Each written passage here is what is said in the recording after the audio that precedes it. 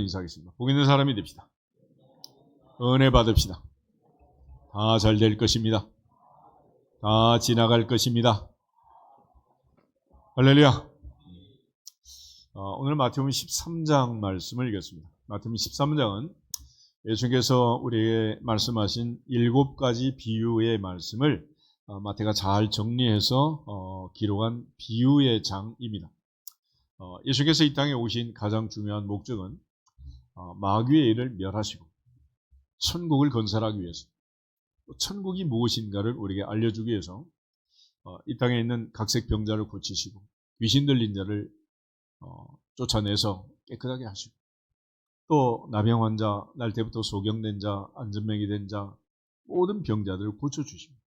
그래서 회개하라, 천국이 가까이 왔다 말씀하시고, 그 천국이 얼마나 좋은 곳인가 라는 것을 주님 말씀하셨고, 주님이 이 땅에 오셔서 우리에게 이 말씀을 강조하시고 또 강조하신 것은 바울이 깨달은 것처럼 땅의 것을 찾지 말고 위의 것을 찾으라. 땅의 소망을 두지 말고 천국의 소망을 두고 살아야 한다. 할렐루야. 그걸 가르쳐주기 위해서 주님이 이 땅에 오셔서 천국을 건설하시고 천국이 무엇인가를 알려줍니다.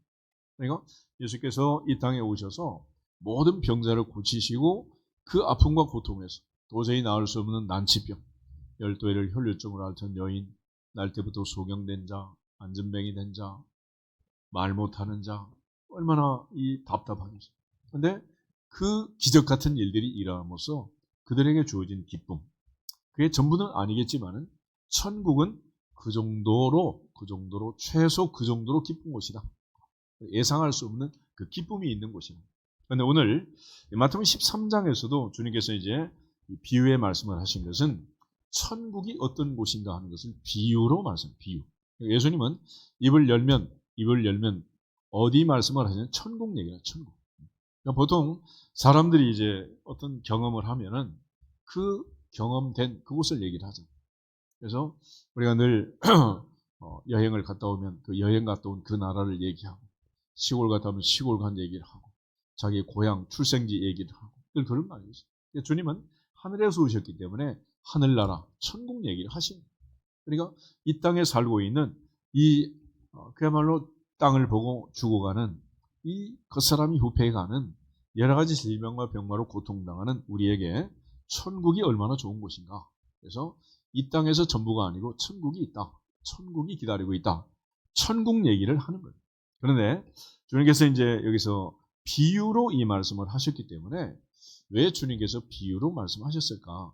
비유의 의미가 뭐냐?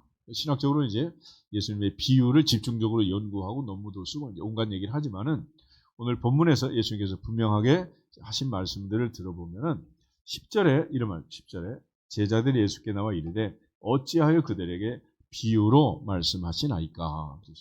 그러니까 1절부터 나와 있는 9절까지 씨 뿌리는 비유의 말씀을 하시고 끝난 거예요. 그런데 예수님께서 제자들이 와가지고 물어요. 왜 비유로 말씀하십니까? 비유로 말씀하십니까? 그럴 때 예수님께서 비유로 말씀하시는 이유를 알려주십니다. 그것이 먼저 11절, 12절, 13절까지 세 절을 같이 읽겠습니다. 대답하여 이르시되 천국의 비밀을 아는 것이 너희에게는 허락되었으나 그들에게는 아니 되었나니 무릇 있는 자는 받아 넉넉하게 되되 없는 자는 그 있는 것도 빼앗기리라. 그러므로 내가 그들에게 비유로 말하는 것은 그들이 보아도 보지 못하며 들어도 듣지 못하며 깨닫지 못함이니라. 아멘. 천국의 비밀이 허락된 사람이 있고 허락되지 않는 사람이 있다. 천국의 비밀이 허락된 사람과 허락되지 않는 사람. 예수님은 두 그룹으로 나누어서 얘기를 했고, 또 있는 자는 받아서 더욱 넉넉하게 되고 없는 자는 있는 것도 빼앗기게 된다. 다시 말해서 영적 양극화가 더 심해질 것이다 라는 걸 강조하고 있습니다. 그리고 또 하나 예수님께서 이렇게 하신 이유는 선지자의 예언을 이루기 위함이다 라는 거예요. 선지자가 그렇게 예언하고 선지자가 우리에게 말씀을 주셨는데 주님이 이 땅에 오셔서 율법은 1.1획도 변함없이 다 이루어진다라고 말씀하신 것처럼 주님은 마지막 십자가에서 다 이루었다라고 말씀하셨는데 구약에 있는 모든 약속들, 모세의 오경에 나와 있는 약속, 선지자들이 우리에게 주신 약속, 이 모든 약속을 성취하기 위해서 비유로 말씀하셨다.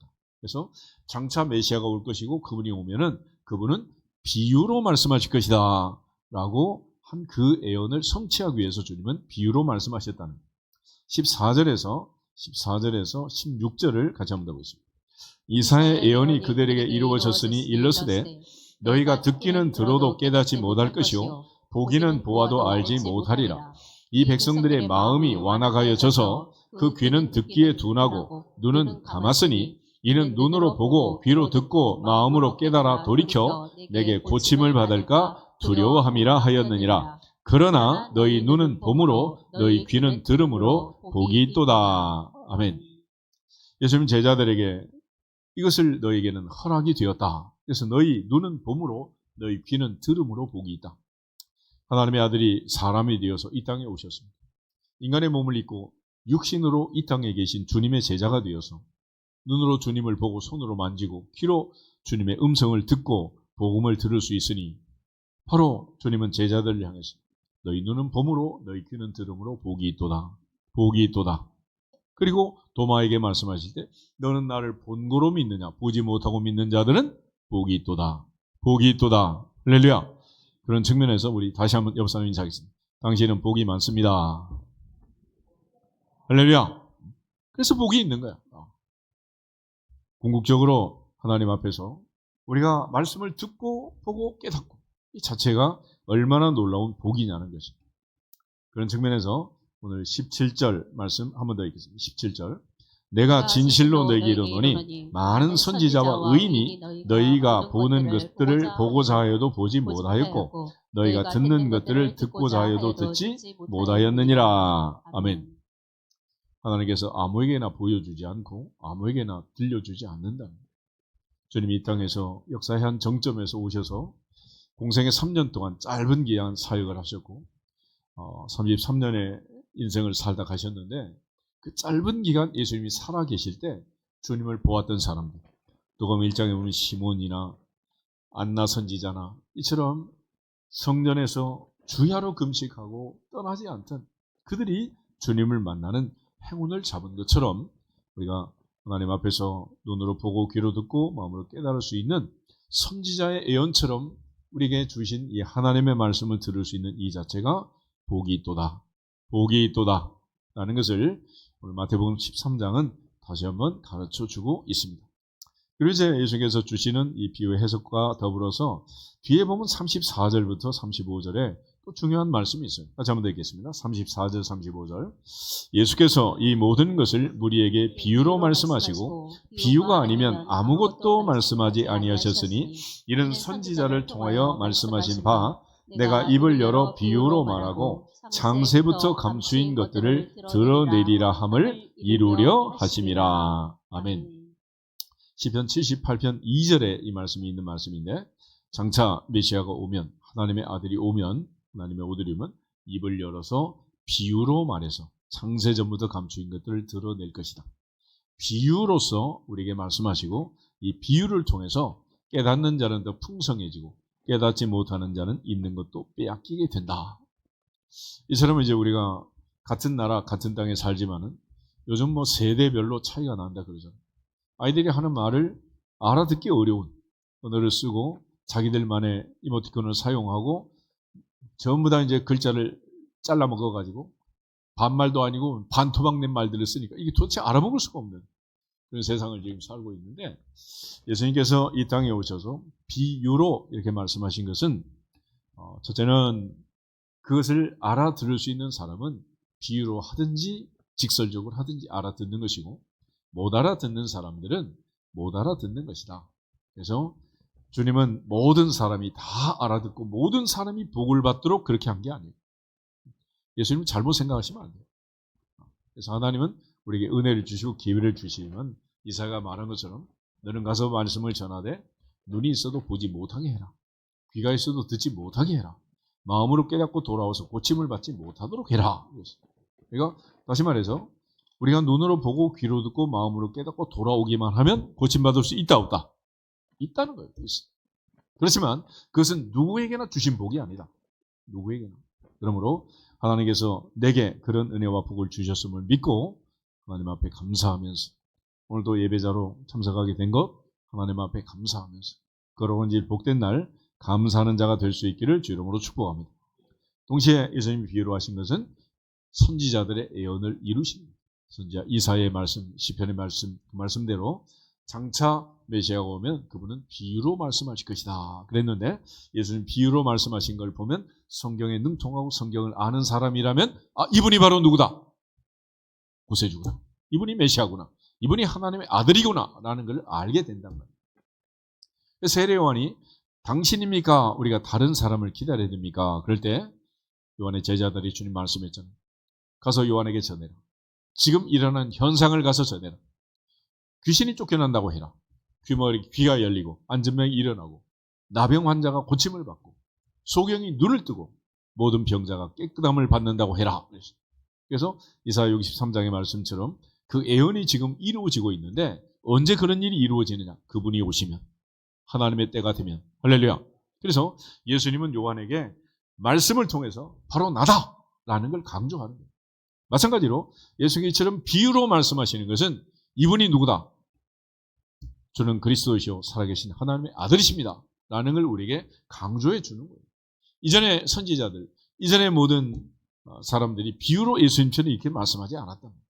그래서 예수님 비유로서 우리에게 말씀하신 것은 그분이 누구인가라는 것을 다시 한번 강조해 주시는 말씀인 걸 믿고 우리 모두가 오늘도 주님의 말씀을 통해서 깨달음이 있기를 주 이름으로 축복합니다.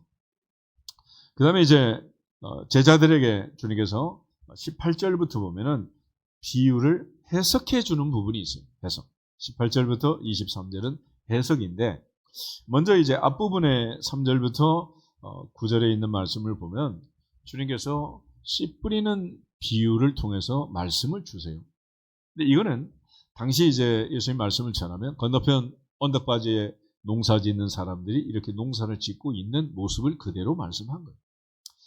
우리가 생각해 보면은 농사꾼이 돌밭에, 가시밭에, 길가에 씨를 뿌리는 농사꾼이 세상에 어딨냐 이렇게 생각할 수 있잖아요. 우리는 삼천리가 금수강산이고 어디든지 뭐 물이 넉넉하고 어느 땅이든지 파면 밑에서 황토가 나오고 이러니까 이 땅이 좋은 줄 모르는 거야 이게. 세계적으로 이 한반도가 땅값이 비쌀 수밖에 없어요. 이게. 수돗물 먹을 수 있는 나라가 뭐 세상에 몇 나라 안 됩니다. 그러니까 우리는 농부가 이 좋은 땅에서 농사를 지을 때도 돌멩이 하나를 다 골라내가지고 이랑을 만들고 논밭을 만들고 해가지고 하나씩 심잖아. 근데 이스라엘 나라는 그렇게 농사 지을 수 있는 게 아니에요. 온 데가 그야말로 돌덩이고 이 농사 지을 수 있는 그런 땅이 아니고 척박한 땅이에요. 그러니까 농부가 어쩔 수 없이 그걸 골라내니 씨를 갖다 뿌리는 거야, 뿌려. 그러면 그 씨가 어떤 씨는 길가에 떨어지고 어떤 씨는 돌밭에 떨어지고 어떤 씨는 가시밭에 떨어지고 어떤 씨는 좋은 땅에 떨어지고 그렇게 농사를 지을 수밖에 없는 거야 이게. 그런 상황에서 그 농사꾼들이 농사 짓는 그 얘기를 주님이 하시고 나서 마지막 9절에 이 말씀을 하셨습니다. 귀 있는 자는 들으라. 귀 있는 자는 들으라. 예시록 2장 3장에도 7교회의 말씀을 주시자. 에베소, 스무나, 버가모, 두아디라, 사데, 빌라델비아, 라오디게아. 그리고 마지막에 귀 있는 자는 성령이 교회들에게 하신 말씀을 들을지어다. 그랬죠. 그러니까 예수께서 이 말씀을 하시고 딱 귀 있는 자는 들으라. 그러니까 무슨 말인지 알겠어 모르겠어. 이게 알 수가 있나? 그래서 도대체 왜 비유로 말씀하십니까? 그럴 때 비유로 말씀하신 이유는 선지자 이사야 얘기처럼 눈이 있어도 보지 못하게 하고 귀가 있어도 듣지 못하게 하고 마음으로 깨닫고 돌아와서 고침을 받지 못하게 하는 것이다. 그리고 선지자가 예언하기를 장차 그분이 오시면 비유로만 말씀할 거다라고 말한 대로 내가 비유로 말씀함으로써 내가 바로 하나님의 아들이요 그리스도라는 것을 주님은 스스로 증명하시는 증명. 그런데 이게 무슨 말인지도 모르고 성경에 무슨 예언이 되었는지도 모르고 그냥 비유로 말하니까 그걸 가지고 책 잡기는 하는 거지 깨달음이 없는 그런 당시에 완악한 무리들을 비유해서 주님께서 그들로 하여금 더 이상 눈으로 보지 못하게 귀로 듣지 못하게 하고 돌아와서 깨닫지 못하게 하고 고침받지 못하게 해라 라고 선포하시는 거죠. 그러면서 여기 지금 이제 네 가지 밭을 설명을 해요. 18절은 씨 뿌리는 비유를 들으라. 씨는 천국 말씀이고 뿌리는 자는 농부 아니겠습니까? 예수님께서 요한복음 15장에도 내 아버지는 농부다. 나는 포도나무요 너희는 가지다. 그렇게 이제 말씀하셨잖아요. 그래서 이 천국 말씀을 듣고 전달하는 과정에서 열매를 맺어야 구원을 받고 천국 백성이 되는데, 바울이 깨달은 것처럼 믿음은 어디에서 나온다? 들음에서 나오고, 들음은 그리스도의 말씀으로 말미암는데, 하나님께서 복을 주시는 자는 말씀을 듣고 마음에 새기고 열매 맺는 자고, 항상 하나님의 은혜를 받지 못하도록 사탄은 거기에 역사해서 전하는 자와 듣는 자 사이에 길갓밭으로 가시밭으로 돌밭으로 여러 가지 이간질로 관계를 단절해가지고 말씀을 못 듣게 하는 거예요. 그러니까 아이들이 영어를 잘하려면 영어를 공부하면 안 돼. 영어 선생님을 좋아하면 되는 거예요. 그렇잖아. 애들이 그 어려운 수학을 잘하려면 머리가 좋아야 되는 게 아니에요. 수학 선생님 좋아하면 수학 잘하게 돼 있어요. 근데 아무리 머리가 좋은 애도 수학 선생님한테 꾸중 한번 들으면 그다음부터 수학 잘해 못해? 덮어놓고 담 쌓는 거지. 그래서 우리가 하나님을 사랑하고 주님을 사랑하고, 주님이 늘 나는 아버지 안에, 아버지는 내 안에, 나는 너희 안에, 너희는 내 안에 있다 그랬잖아요. 아이들이 엄마가 아빠가 혼을 내도 가정이란 집이란 울타리 안에 살고 있는 이유는 그래도 우리 엄마는 나를 사랑한다 믿으니까 사는 거지. 만약 그런 확신이 없고 믿음이 없으면 집에 붙어 있겠어요? 다도몬같이? 그러므로 사탄은 언제나 그 옛날부터 예수님 마태복음 5장에서 말한 것처럼 그 전에 있던 모든 선지자들이 전한 말씀을 듣게 했다, 못 듣게 했다? 못 듣게 했어요. 영접했다, 박해했다? 박해했잖아요. 그리고 그 많은 말씀을 하나님이 직접 와서 전달해도, 이제 예수님이 직접 와서 전해도 그 말씀을 못 듣게 해요. 바리새인들, 사두개인들, 서기관들, 대제사장들, 관원들, 장로들 할 것 없이 이 장애물이 첩첩산중이란 말이에요. 첩첩산중. 그래서 이 관계를 여러분이 반드시 극복하셔야 됩니다. 아멘? 그래서 집에서 집밥이 맛있으려면 서로 사랑하면 되는 거예요. 3층 밥도 맛있어. 그런데 사랑이 떠나가면 진수성찬 차려놔도 내 입에 맞아 안 맞아?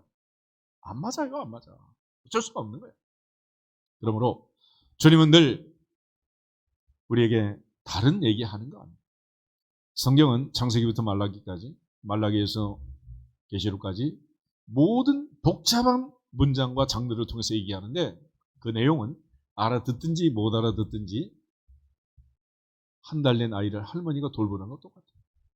할머니가 도리도리 짝꿍을 하든지 뭐 깍꿍을 하든지 그 내용은 뭐요? 나는 너를 사랑한다 그거지 뭐. 다른 이유가 뭐가 있냐고. 그런데 그 사랑을 깨닫지 못하고 할머니 나 미워하나 봐 이렇게 삐딱하게 생각하는 애들은 할머니 손에 크게 써 못 크는 거죠. 그러니까 성경은 난의 구절이 있든지 못 알아듣는 구절이 있든지 알아듣는 구절이 있든지 상관없이 하나님 우리에게 한 가지 얘기를 하는 거예요. 나는 너를 사랑한다. 이 땅에서 너를 살리고 싶지 않다. 하나님의 나라, 영원한 천국 황금 보석집, 새하늘과 새 땅, 처소가 애되면 그곳에 가자. 할렐루야. 그래서 주님은 우리에게 천국을 얘기하고 있는 거예요. 천국. 거기 가자는 거예요. 그런데 그 가는 방법은 다른 게 아니고 하나님의 말씀을 듣고 깨닫는 자. 믿음은 들음에서 나고, 들음은 그리스도의 말씀으로 말미암는데 하나님의 말씀을 듣고 믿어져야 되지 않겠냐. 그래서 바울이 보내심을 받지 아니하였으면 어찌 전파하리요, 전파하는 자가 없이 어찌 들으리요, 듣지도 못한 일을 어찌 믿으리요, 믿지도 못한 일을 어찌 부르리요. 오직 믿음으로 주의 이름을 부르는 자는 구원을 얻으리라, 구원을 받으리라. 그 구원의 과정에 이 말씀의 전달이 있기 때문에 이 과정에 사탄은 예리하게, 예민하게, 아주 교활하게 작전을 써가지고 이 말씀과 우리 사이를 이간질하는 거예요. 에덴 동산에서 뱀이 아담과 하울을 쫓아내고 에덴을 빼앗을 때 다른 방법 쓰지 않았어요. 하나님이 하신 말씀을 믿게 했어요? 못 믿게 했어요? 의심하고 못 믿게 했잖아요. 그렇지만 복을 받는 자, 영원한 천국 새하늘의 새 땅에 들어가는 자는 주의 말씀을 믿는 자 가운데서 역사하느니라. 그래서 너희가 그 은혜에 의하여 믿음으로 말미암아 구원을 얻었나니 이것이 너희에게서 난 것이 아니요 하나님의 선물이다. 이거는 행위로 노력으로 힘쓰고 애써서 얻는 것이 아니고 하나님의 선물이다. 할렐루야. 그러므로 말씀을 들을 때마다 눈이 열리고 볼 때마다 이목구비가 열려져서 마음이 깨달아져서 천국의 소망을 가지고 확신을 가지고 천국 백성답게 영원한 천국의 소망으로 이 땅에 잠시 잠깐의 고통과 고난을 이겨내기를 주 이름으로 축복합니다.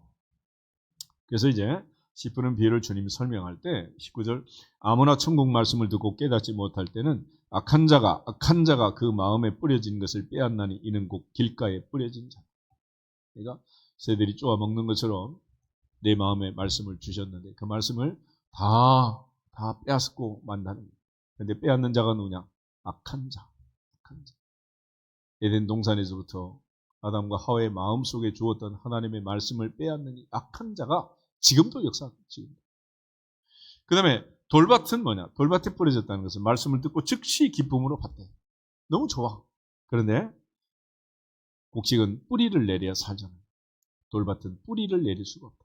그래서 뿌리 깊은 나무 바람에 안 밀세 그런데 뿌리가 내리지 못하니까 뿌리가 깊지 않으니까 시험이 오고 환란이 오고 박해가 이르면 곧 넘어지는 자다. 대신 자라지를 못합니다. 그 다음에 가시떨기는 뭐냐? 뿌리는 내릴 수가 있어. 가시나무가 자랄 수 있을 정도로 땅은 뿌리를 내리는데 문제는 성장 과정에서 가시들이 기운을 막아가지고 세상의 염려, 재물의 유혹에 가시에 막혀서 결실하지 못하는 자다. 그리고 마지막에 좋은 땅은 말씀을 듣고 깨닫는 자다. 말씀을 듣고 깨닫는 자니 결실하여 어떤 것은 100배, 60배, 30배가 되느니라. 그러니까 우리 영혼은 천국에 가는 가장 중요한 방법은 말씀을 듣고만 하는 거다? 깨닫는 거다. 그런데 이 성경은 하나님의 성령의 감동으로 기록되기 때문에 우리가 그냥 깨달을 수 있는 말씀들이 아니에요. 디모데후서 3장을 한번 찾아보겠습니다. 디모데후서 3장.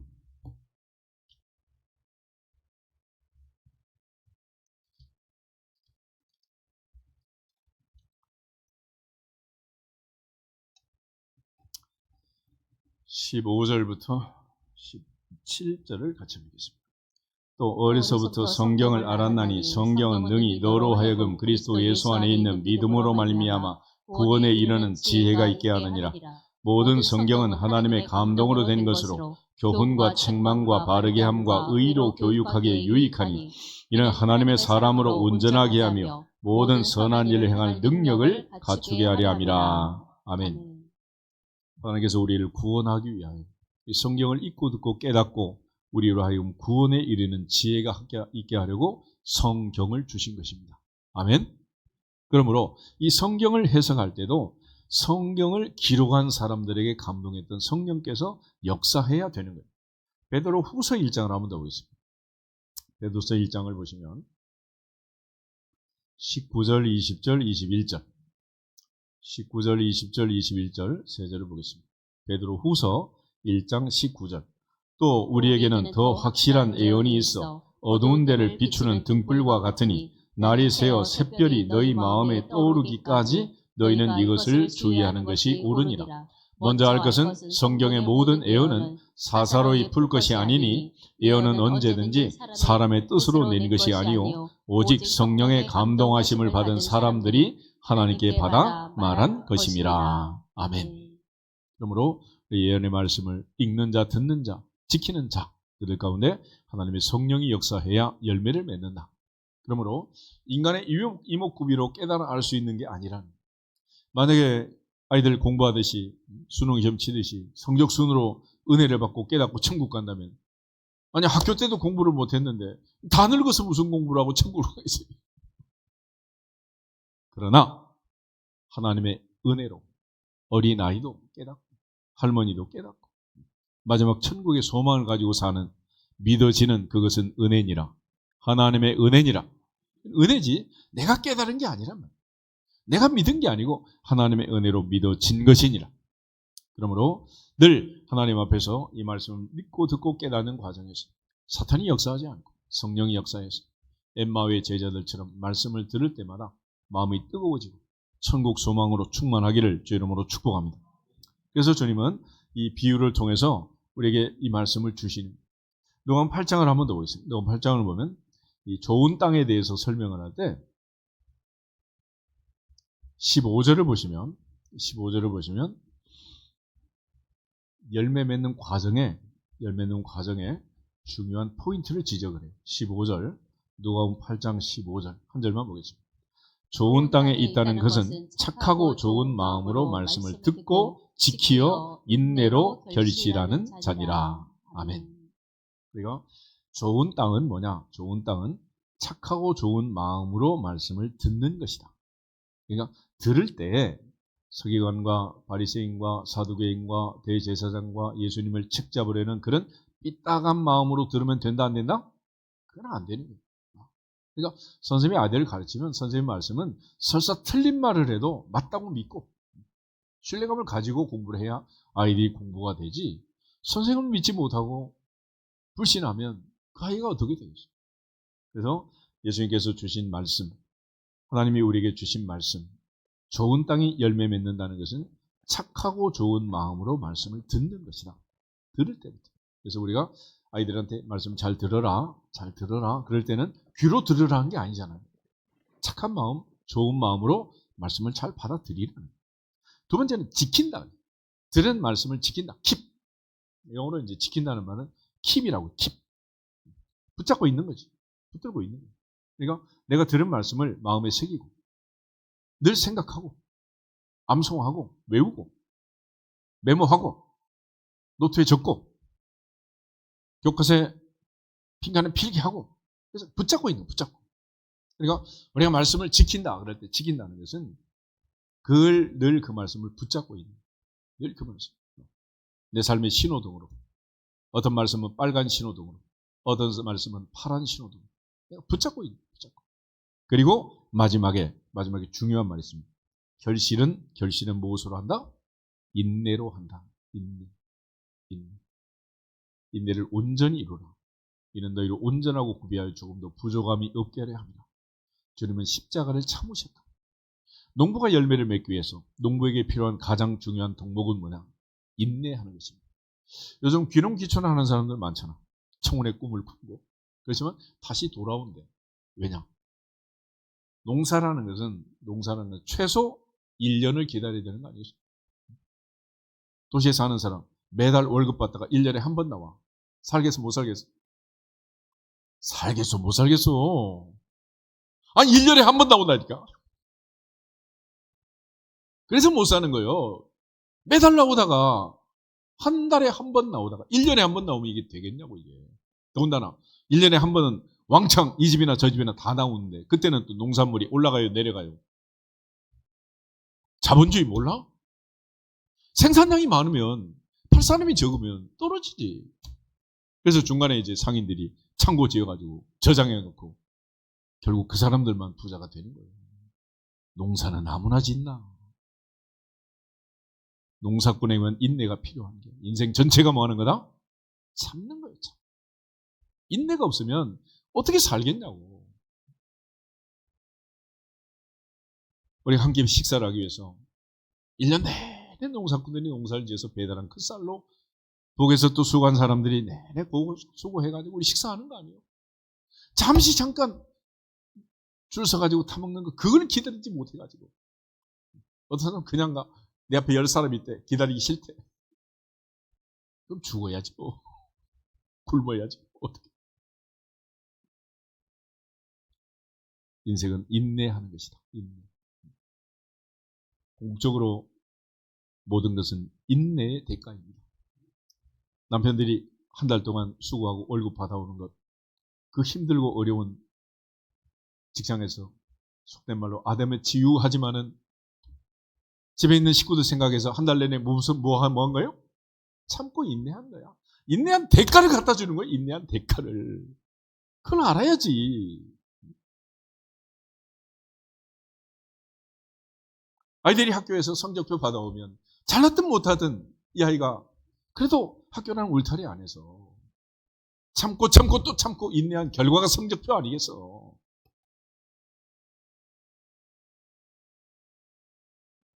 그러므로 아이들이 어떤 표를 받아오든지 칭찬을 해야 됩니다.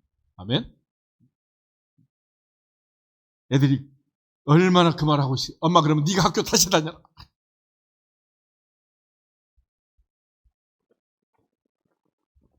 인생은 다 인내의 결과, 인내.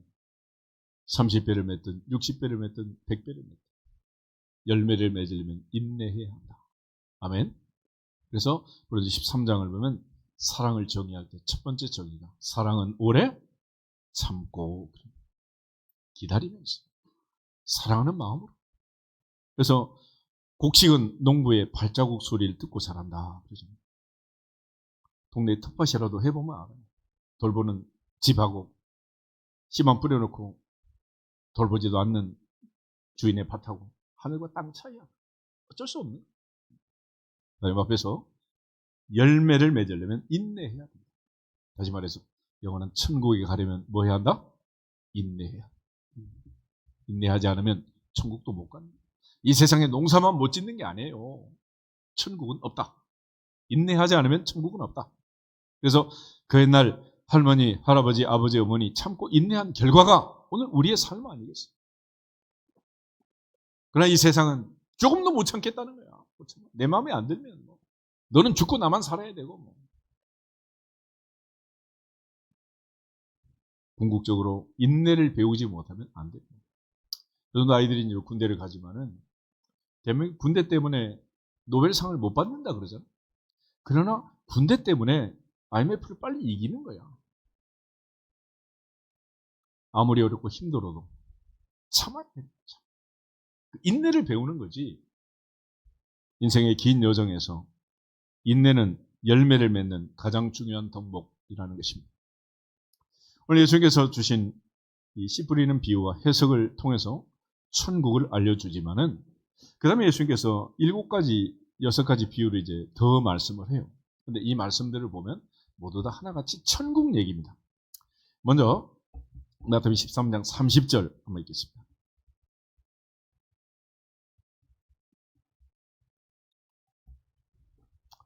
여기 알곡과 가라지의 비유가 있는데 30절 한 절만 같이 읽겠습니다. 24절부터 30절 말씀 중에 30절 둘 다 추수 때까지 함께 자라게 두라. 추수 때에 내가 추수꾼에게 말하기를 가라지는 먼저 거두어 불 사르게 단으로 묶고 곡식은 모아 내 곡간에 넣으라 하리라. 아멘. 24절 예수께서 또 비유로 말씀하는데 두 번째로 천국은 좋은 씨를 제 밭에 뿌린 사람과 같다. 이번에 이제 가시밭, 돌밭, 길갓밭 다 빼고 좋은 밭에 씨를 뿌렸는데 그 밭을 보니까 나중에 가라지가 같이 자라더라는 거예요. 어떻게 된 거냐? 25절 사람들이 잘 때 그 원수가 와서 곡식 가운데 뭐를 더 뿌렸다? 가라지를 더 뿌렸다는 거예요. 그러니까 우리 하나님 말씀을 듣고 신앙생활을 잘하고 있는데 항상 가라지를 갖다 뿌리는 원수가 있다. 원수. 이게 이제 문제. 그러니까 하나님 말씀을 잘 듣고 잘 자라면 좋고 또 인내하면 열매를 맺게 될 텐데 원수는 와가지고 에덴 동산에서 아담과 하와를 요구한 것처럼 가라지를 덧뿌리고 갑니다. 그런데 언제냐? 사람들이 잘 때. 그래서 항상 성경은 깨어있으라. 깨어있으라. 정신을 차리고 근신하여 기도하라. 깨어있으라. 깨어있으라. 그러니까 우리가 많은 얘기를 듣잖아요. 주일날 1시간 예배를 드리고 짧은 시간 말씀을 듣지만 밖에 나가서 일주일 내내 온갖 얘기를 다 듣는 거예요.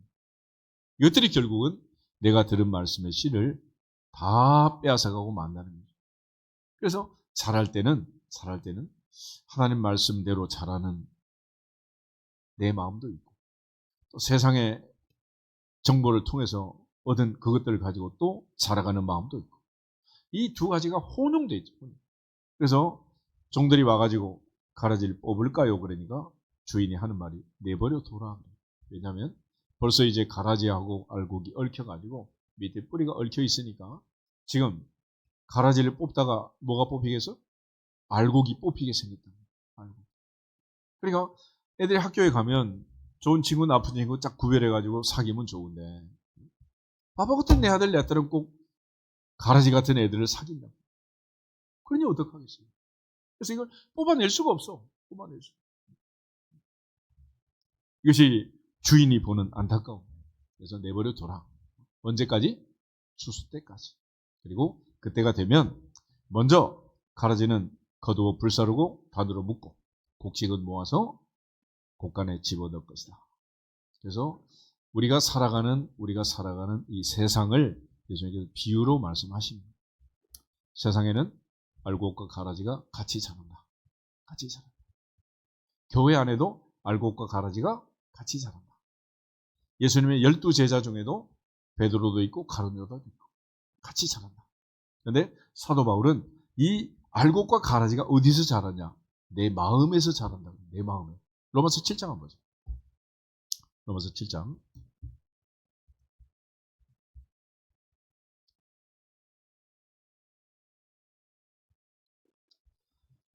15절부터 21절까지 천천히 읽어봅시다. 내가 행하는 것을 내가 알지 못하노니 곧 내가 원하는 것은 행하지 아니하고 도리어 미워하는 것을 행함이라. 만일 내가 원하지 아니하는 그것을 행하면 내가 이로써 율법이 선한 것을 시인하노니 이제는 그것을 행하는 자가 내가 아니요 내 속에 거하는 죄니라. 내 속 곧 내 육신에 선한 것이 거하지 아니하는 줄을 아노니 원함은 내게 있으나 선을 행하는 것은 없노라. 내가 원하는 바 선은 행하지 아니하고 도리어 원하지 아니한 바 악을 행하는도다. 만일 내가 원하지 아니하는 그것을 하면 이를 행하는 자가 내가 아니요 내 속에 거하는 죄니라. 그러므로 내가 한 법을 깨달았노니 곧 선을 행하기 원하는 나에게 악이 함께 있는 것이로다. 아멘. 세상에 좋은 사람, 나쁜 사람이 있는 줄 알았더니 교회 안에 착한 성도, 나쁜 성도가 있는 줄 알았더니 내 속에 좋은 마음, 나쁜 마음이 공존하고 있다. 내 마음에 악한 마음과 선한 마음이 내 속에서 자라고 있다. 내 속에서.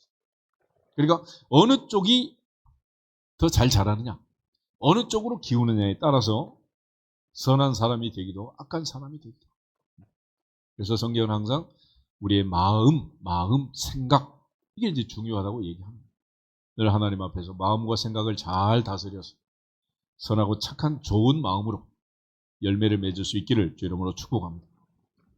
오늘 예수님께서 씨 뿌리는 비유 다음에 두 번째로 알곡과 가라지의 비유를 주셔서 반드시 그 가라지는 제거하고 정리해야 한다라는 것입니다. 또 우리 마음에 알곡과 가라지가 자라는데 사탄은 늘 가라지 쪽에다 힘을 줘가지고 우리 마음을 흐트러 놓습니다. 그러므로 알곡과 가라지를 잘 구별하는 지혜가 있기를 주 이름으로 축복합니다. 세 번째 비유는 겨자씨 비유인데 31절에 보면 겨자씨 이야기가 있어요. 31절, 2절 두 절 한번 보겠습니다. 또 비유를 들어 천국은 마치 사람이 자기 밭에 갖다 심은 겨자씨 하늘 같으니 이는 모든 씨보다 작은 것이로되 자란 후에는 풀보다 커서 나무가 되매 공중의 새들이 와서 그 가지에 깃들이느니라. 아멘. 겨자씨는 가장 작은 씨입니다. 요즘 이제 뭐 성지순례 가기도 어렵고 이스라엘 전쟁하고 있는 이런 상황인데 97년 뭐 6년 이때 한국 사람들이 성지순례 엄청 갔어요. 그때 환율이 막 700원, 800원 막 이럴 때니까. 근데 가서 선물 가져올 게 없잖아. 그러니까 이제 겨자씨를 사가지고 코팅해가지고 하나씩 나눠주고 이제 그런 때가 있었어. 근데 이제 겨자씨가 동이 나니까 더 이상 뭐 구할 데가 없잖아. 그러니까 장사꾼들이 머리를 써가지고 담배씨를 방해, 담배씨를. 담배씨가 좀 아주 작아. 겨자씨보다는 크지만은. 그래가지고 담배씨를 팔아서 나중에 뭐 겨자씨로 선물한 사람은 다 담배씨래.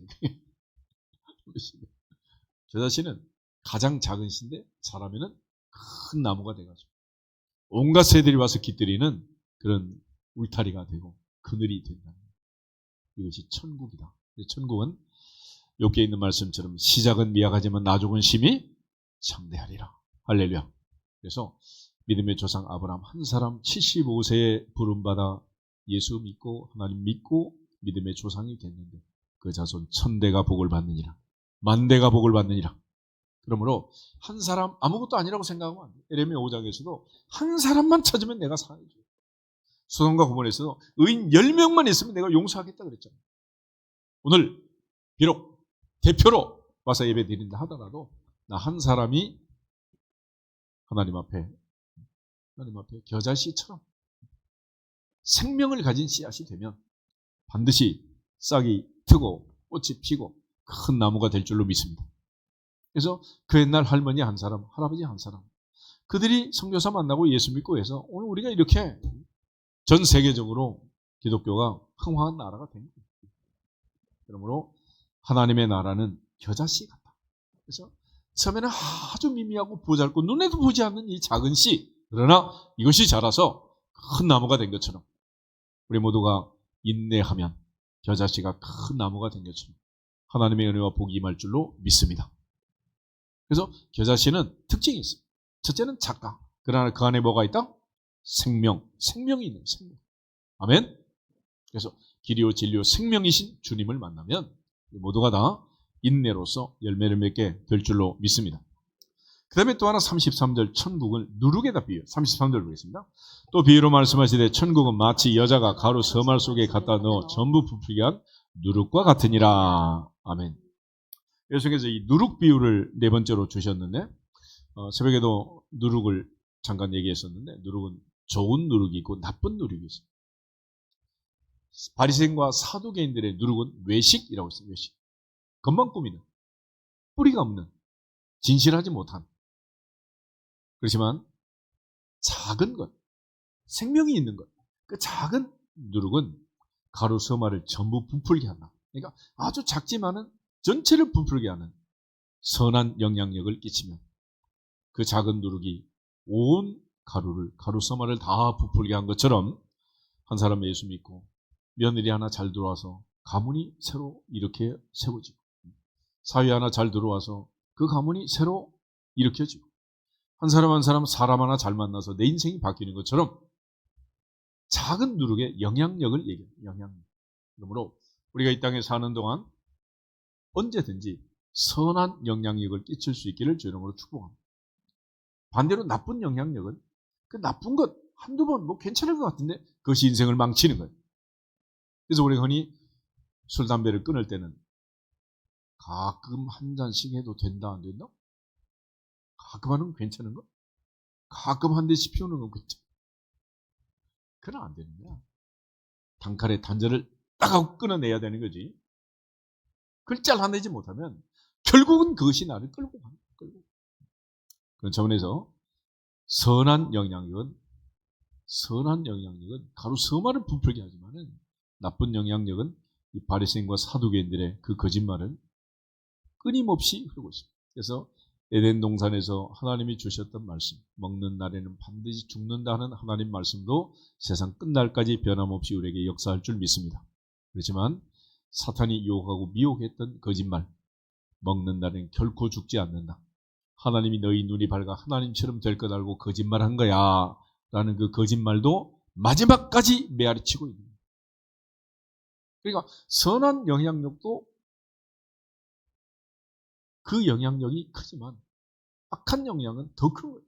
그래서 흔히 악화가 양화를 어떻게 한다고? 구축한다 그러죠. 굴러온 돌이 박힌 돌을 뺀다 그러죠. 그러므로 이 모든 악한 영향력들이 들어올 때는 하나 둘 셋 컷하고 잘라내야지. 말려들면 안 돼. 말려들면. 그 다음에 감추인 보화의 비유가 44절에 있습니다. 44절 한 절만 읽어보겠습니다. 천국은 마치 밭에 감추인 보화와 같으니 사람이 이를 발견한 후에 숨겨두고 기뻐하며 돌아가서 자기의 소유를 다 팔아 그 밭을 사느니라. 아멘. 이 말씀을 보면 밭에 지나가다 보니까 그 밭에 보화가 감춰져 있는 거예요. 근데 보화만 딱 빼가지고 살라 그러면 그 밭주인이 팔겠어? 안 팔겠지. 그래서 밭값을 후하게 주고 그 밭을 사는 거야. 그렇지만 남들이 보는 밭을 샀는데 이 사람은 밭을 산 게 아니라 뭐 산 거예요? 보화를 산 거예요. 천국은 그와 같다. 천국. 그러니까 내가 어떤 희생을 치르더라도 누가 좀 본소리하고 잔소리하고 신앙생활하는데 방해가 되더라도 천국을 가야 되기 때문에 모든 대가를 지불하고 이 밭을 산 감추인 보화를 산 이 사람처럼 천국을 빼앗기면 안 됩니다. 아멘? 그래서 우리가 충성 봉사할 때 누가 어떤 일을 하든지 어떤 말을 하든지 결국은 마침내 드디어 나보고 못하게 하는 거 아니겠습니까? 그렇지만 주님 오실 때까지, 세상 끝날까지 충성할지어다, 충성할지어다, 충성할지어다. 그래서 그 옛날 할머니 말씀이 있잖아. 부대기 무서워서 장 못 당구냐. 누가 말 한마디 했다고 다음 주부터 교회 안 나오고 다음 주부터 못하면 그때 그러고 그럼 되겠어요? 그건 아니지. 우리에게는 천국이 기다리고 있다. 할렐루야. 그 다음에 45절, 46절 우리 두 절 한번 보겠습니다.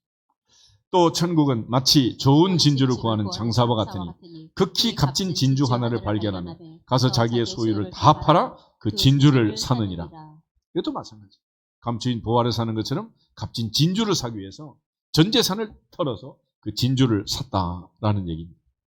천국은 그와 같다. 이 진주라는 것은 여러분 잘 아시기, 조개 속에 모래알이 들어오면 그 모래알의 그 까칠까칠한 그 이물감을 조개가 계속 진액을 내가지고 덮고 덮고 또 덮고 참고 참고 또 참고 인내해서 마침내 찬란하고 영롱한 진주가 만들어집니다. 진주는 조개가 그 긴 세월 진액으로 모래를 감싸가지고 인내함으로써 만들어낸 결과다. 그러니까 가장 값진 것은 인내의 결과는 인내의 결과. 아멘. 그러므로 우리가 하나님 앞에 사랑한다라고 말하면 인내할 줄 알아야 돼. 사랑하는데 더 이상 못 참겠다. 그런 말이 안 되는 거예요. 끝까지 인내하고 끝까지 충성하고 밭에 감추인 보화를 사는 것처럼 좋은 진주를 구하는 장사꾼처럼 전 소유를 팔아서 그 값진 진주를 사는 그 마음으로 천국을 소망하고 천국을 빼앗기지 않기를 주의 이름으로 축복합니다. 그런 측면에서 침노하는 자가 빼앗는다. 천국은 세례 요한 때부터 침노를 당하나니 침노하는 자가 빼앗느니라 그러죠. 결국 우리가 빼앗기면 안 되는 거예요.